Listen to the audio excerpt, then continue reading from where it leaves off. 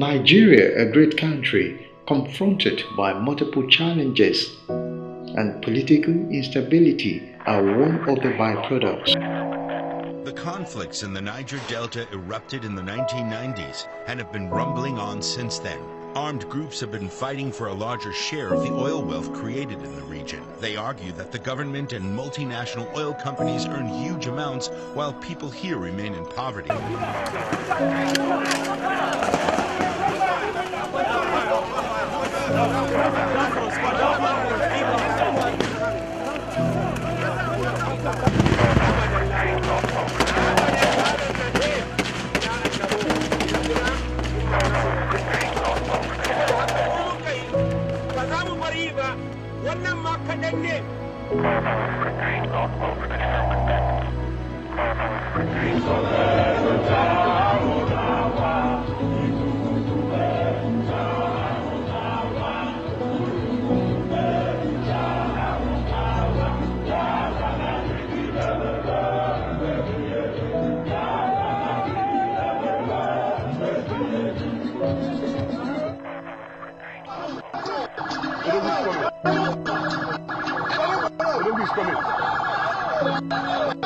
We are at the second point right now, and the army blocked the road. Our leader, Mazin Namdekanto, is coming to approach the military who has blocked the road. Without remorse for the carnage they wrought on the nation in the 1960s, are today boldly reliving those sinister intentions connoted by the Biafran agitation that led to the very first bloody insurrection in Nigeria's history. B.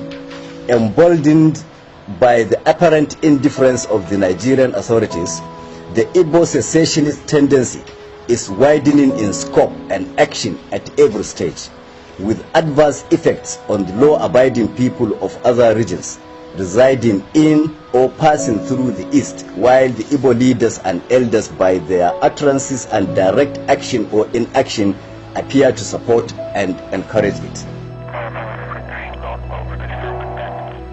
The North, a critical player in the Nigerian project, hereby declares that it will no longer be disposed to coexisting with the Igbos and shall take definite steps to end the partnership by pulling out of the current federal arrangement. All Igbos currently residing in any part of northern Nigeria are hereby served notice to relocate within 3 months, and all northerners residing in the east are advised likewise. We Yoruba must not remain in this country. 2023 ò ní ṣẹlẹ̀ nílẹ̀ tiwa, àwa ti kúrò nínú rọ̀fọ̀rọ̀fọ̀ ikó tó gbà yẹn, nǹkan tá à ń sọ fún aráyé nìyẹn. Kò sí ìlú tán tí máa sọ pé a fẹ́ kúrò tán máa gbà wọ́n ní gbà. Àgbàrá òjò ni, kò lóhùn ò nílé wò, onílé ni ò ní gbà fún, àwọn ò ní gbà ká jáde, àwa la máa wọ́nà tá a máa fi jáde. Ṣiṣẹ́ Yorùbá ẹ̀ tinú mi, kì í ṣe pé mo wówó kan bẹ̀, mi ò wá kankan bẹ̀ ju pé orúkọ mi wà nù ìwé ìtàn. Yoruba Nation activist Sunday Adeyemo, also known as Sunday Igboho, has been freed by the Beninois authorities. Counsel to Adeyemo, Malik Falola, confirmed his release to Arise News from the court in Cotonou on Monday evening after the paperwork was concluded. Also, a statement by the Communications Secretary to Ilano Omoudua Worldwide, the umbrella body of Yoruba self-determination groups, Maxwell Adele, said the activist was released to the group's Professor Banji Akintoye and French language expert Professor Wale Adeniro. They were told to get off the streets. They were told to stay at home by the authorities. But the anger and frustration felt by many in Nigeria has spilled into the city of Lagos. It's been building over the course of the past 2 weeks. A protest against an unpopular police unit has turned into something else, a challenge to the government's ability to rule. This is unnecessary. And today, in Africa's biggest city, buildings were torched, a bus depot burnt, and a TV station attacked by agitators, forcing the staff to flee. They started attacking us inside the studio. I had to cut off the show. And we couldn't go up. We can't continue the show right now. I don't even know what to do. I want to talk about what we see or what we hear happens in America. What has happened here is a child's play. What you have in America is a child's play to what has happened here. From information from the security agencies, these are the most dastardly act that can never happen in any society. That it happened in a church, to say the least, is most condemnable. Every region in Nigeria has its fair share of the negative effect of political instability.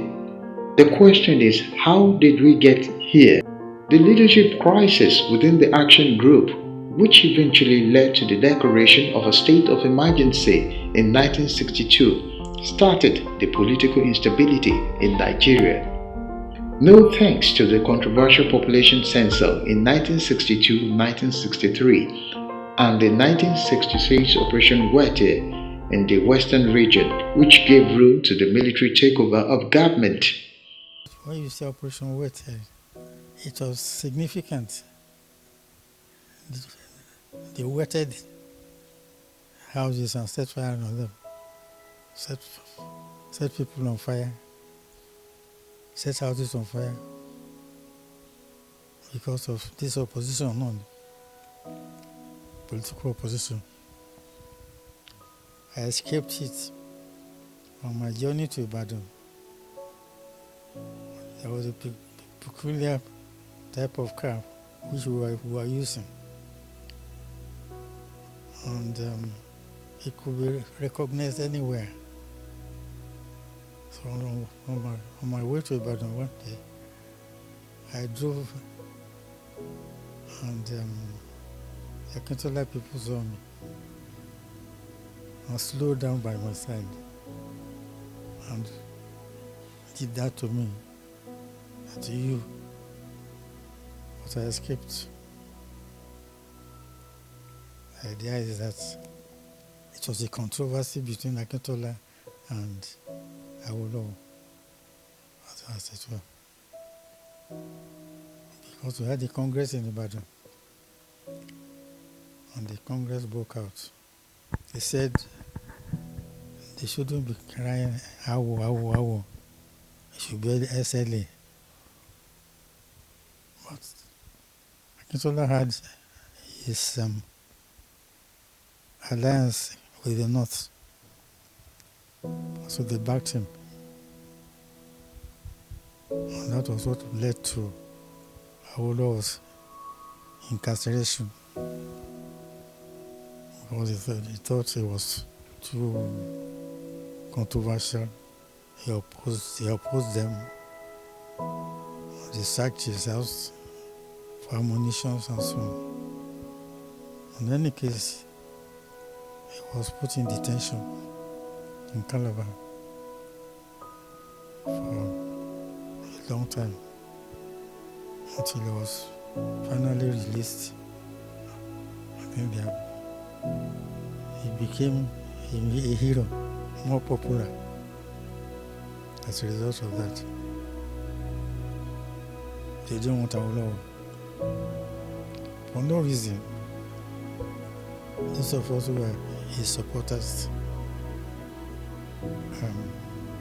suffered persecution. That was why we were put in detention. I was away for 22 months. Nearly 2 years. For no reason. I felt we were too troublesome. When the army took over, there was a ban on political activities. We couldn't meet. We couldn't call meetings. So it was a dictation from the army. The youth played a critical role in the 1966 Operation Wedge crisis. The crisis that started in the Action Group in 1962 and developed into a big problem with the federal government trying to destroy the development capabilities of the Western region. And when they put Chief Awolowo in prison, we thought, we young people, I was already a graduate. We young people thought, well, we can't take this. When they finally rigged the election in 1965, the regional election in 1965, blatantly, we took up arms and revolted. By hook or by crook? You probably have heard of something they called wet here. Yes, I was one of the people in that struggle, the organizers. Not the actual doers of the violence, but the brains that organize it from part to part of the Western region.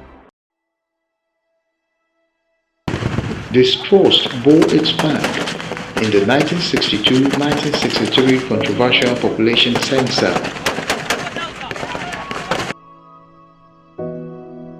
When the government announced that it was going to conduct a census, I would have said they shouldn't do it. That it was going to be controversial.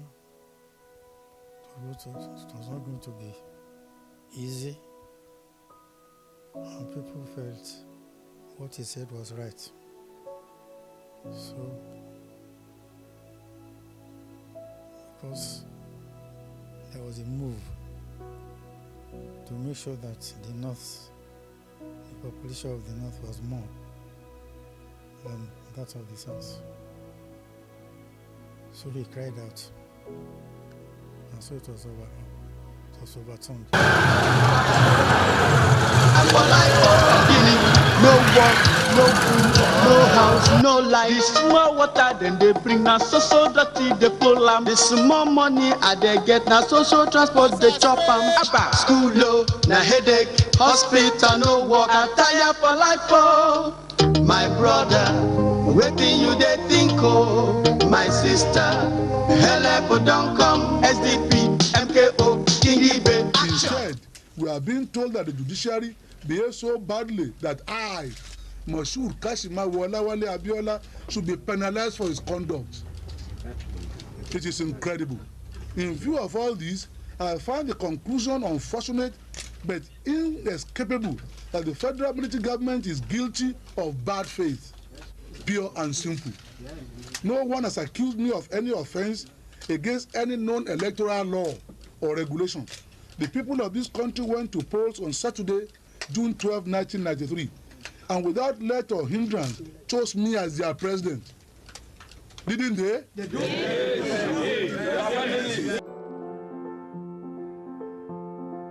Nigeria's heterogeneous and large population, religion, ethnicity, and regionalism are frequently manipulated by political gladiators to show up electoral support for their personal interests, which as a result leads to religious and ethnic divisions. We will not take it.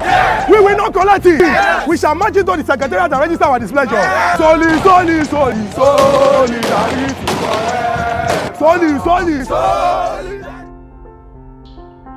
Previous elections were characterized by sexual tensions and violence. The 1982 election violence in Old Ondo State was one of those. Amobero wanted to lead this state. He had his own disciples, supporters. He didn't want Papa Ajashi. But when we held the elections, we won hands down. But the presiding officer decided to announce the wrong result. We had a secretariat. That was where the thing was announced, we were all ears. We were all expecting to hear that Ajashin won. But he suddenly announced a wrong result.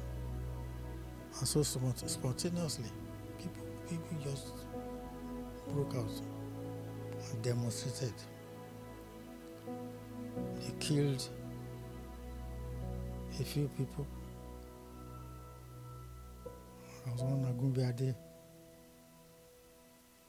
who is a supporter of Buriowo. A few others. They also suffered. The demonstration was very violent. I dared to go out and see what was happening. I was warned not to go out, but I decided to see what was happening. So I ran into them near Aquinas College. They were very militant. So when they came near and very close to me and saw that it was me, they said, "Oh, let him go." So they were very merciless, and they were killing people here and there because the result was against their own wish. So that's why we call it Omo Buriowo, because Buriowo was their candidate. He was Papa Jashin's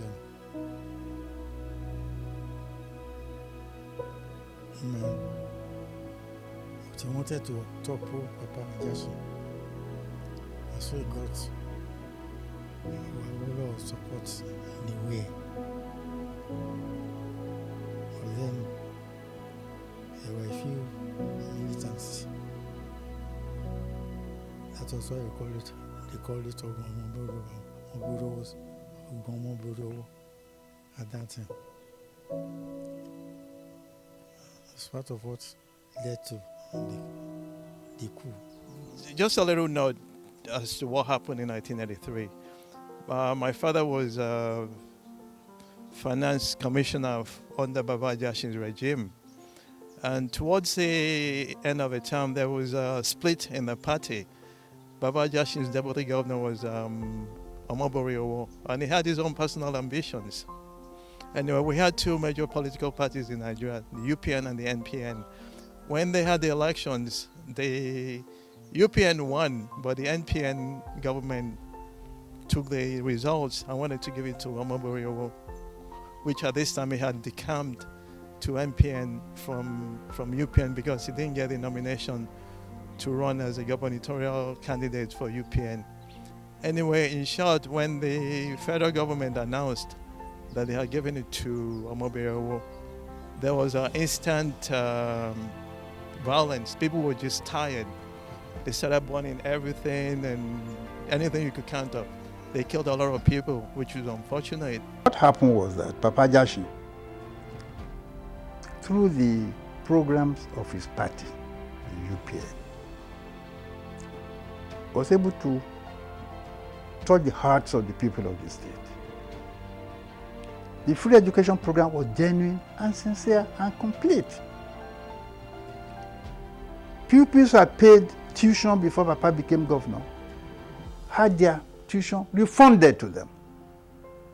You know, if it was a half-hearted, those who have paid. No. If you had paid, your money was refunded to you. Not only was tuition free, books were free. Writing materials, pen, eraser, paper were free.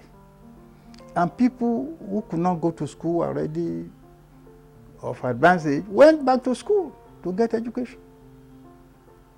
And so when Omo Buriowo said he would bring qualitative education, there was no more free education, those people went crazy. They saw their future collapse. And in desperation, they took to arms. That's what happened. And the rest is history. Chief Ajashin appointed me as a commissioner in his government. Yeah. And 3 months later, Buhari took over. which was just a continuation. The coups were just northern controlling. When things go bad and it looked like they were going to trouble, the military boy from the north steps in and takes over. It's a continuation of the same. When they took over, I was arrested like the rest on the grounds that I was Assistant National Secretary of the UPN and put in detention. Finally ended up in a war prison. But I was very relieved because there was nothing that anybody could have against me. I didn't have money. I never touched any public money. When they gathered us in Akure, people like Mrs. Oshoma, Chief Fashion, everybody of importance in Ondo State. Yeah. Then finally they released me in April of that year.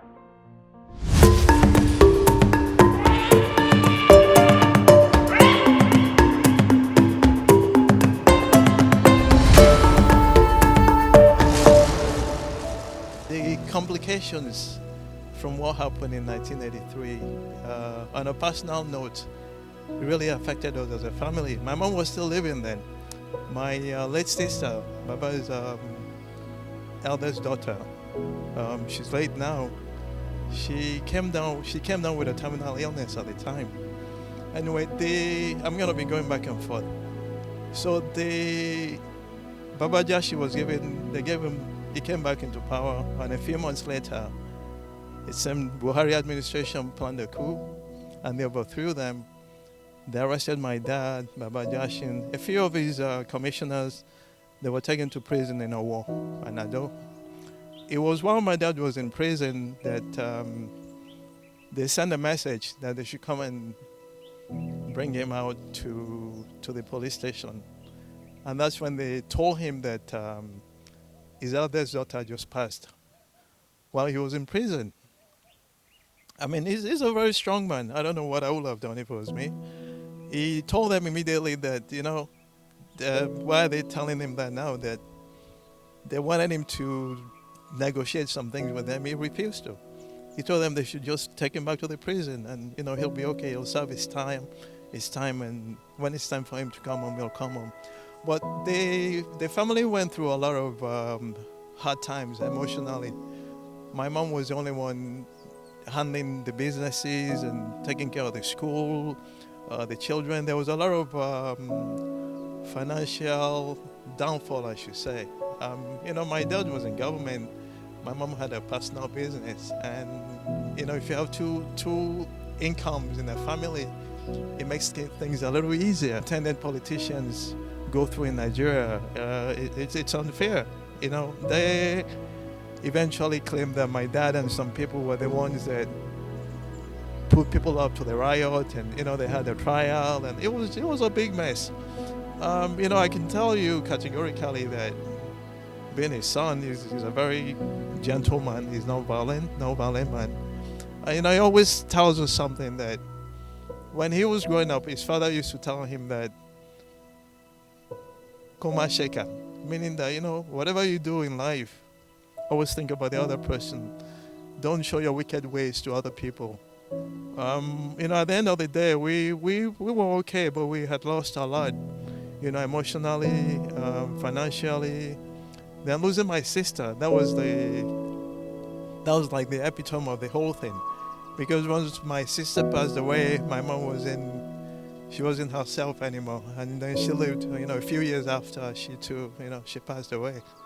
So that's my take on the 1983, I guess they call it Omoborio was trying to attain power by force through the help of the federal government and NPN, which was under Shagari.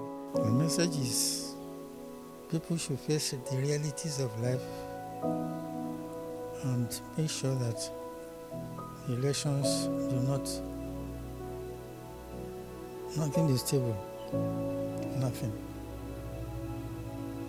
In fact, we are fearing that the election may not be held, may not hold. We have not learned anything lessons. We have not. Because it appears we are not minding the issues. What is happening now is leaving the EUs apart and facing the realities.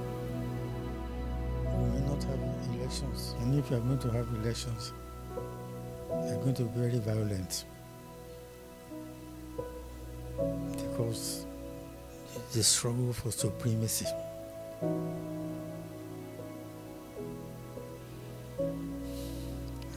I hope the army will not come back. The challenge of Nigeria as a free state in 20th century Africa is the need to revive the stature of man in Africa and restore the dignity of man in the world. Political instability threatens our unity and peace as a nation.